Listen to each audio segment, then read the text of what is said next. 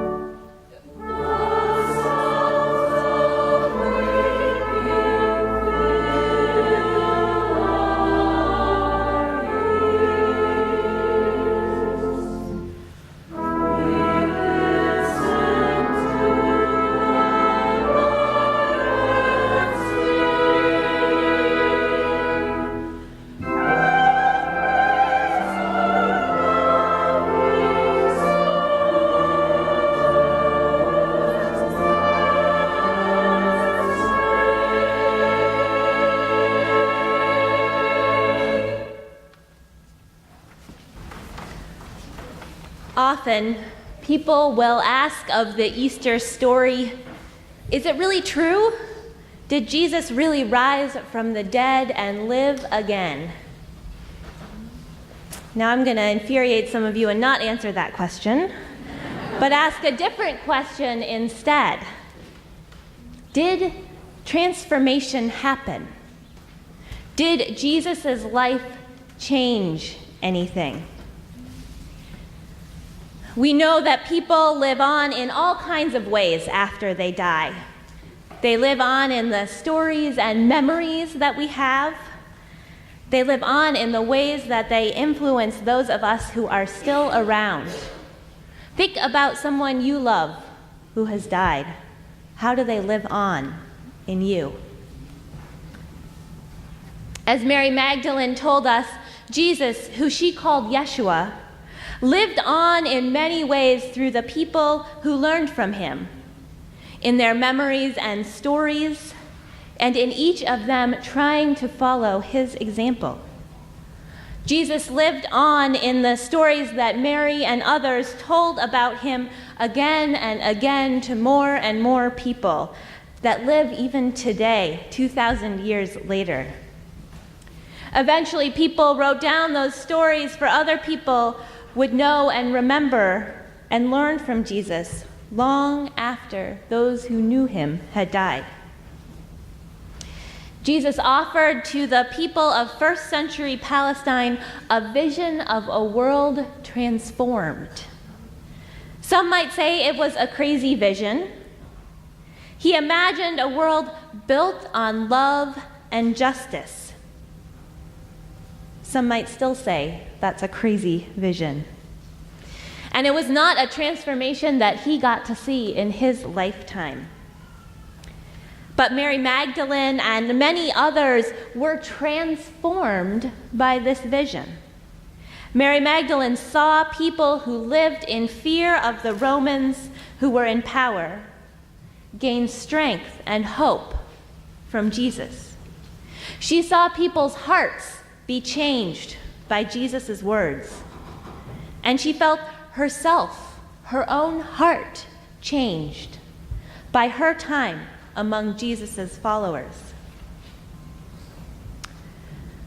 So did transformation happen? In some ways, yes. People were and continue to be changed by Jesus' words and his message of love. His message brought hope into a world that desperately needed some hope. We might be able to relate. But that ultimate transformation is yet to come. We still live in a world where people in power do bad things to innocent people. We still live in a world where not everyone feels safe and loved. We live in a world that is transforming, but is not yet transformed. Mary Magdalene saw transformation in her lifetime. What have your eyes seen? What transformation have you been witness to in your life? We celebrate Easter each year not because of eggs or Easter bunnies, I'm sorry to disappoint you, but because we need to be reminded that transformation happens. We need to be reminded to look for that transformation that is happening all around us. And we need to be reminded of the transformation that is possible and that might need some help from us. So on this Easter, I invite you to consider, what have your eyes seen of hope, of love? What have your eyes seen that has transformed your life? What have your eyes seen of transformation?